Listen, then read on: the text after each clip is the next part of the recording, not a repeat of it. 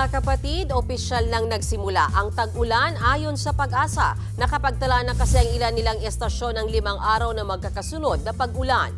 Sa ulat ng Pag-asa, sa pool ng habagat o southwest monsoon ang buong Luzon. Dahil dyan, maulan na umaga pa lang bukas sa Ilocos Region, Bataan at Zambales. Sa hapon ay uulan na rin sa ilang lugar sa Cagayan, Cordillera at Calabarzon. Sa hapon din nakikitang bubuhos ang ulan sa Metro Manila. May tsansa ring umulan sa ilang lugar sa Mindanao. Pero dahil yan sa localized thunderstorms, posible yang maulit sa hapon kung saan damay na rin sa pag-ulan ang Negros Oriental. Mga kapatid, may Los Baños po. Huwag magpahuli sa mga balita at impormasyong dapat ninyong malaman. Para sa mas malawak na balitaan at diskusyon, mag-follow at mag-subscribe sa social media pages ng News 5.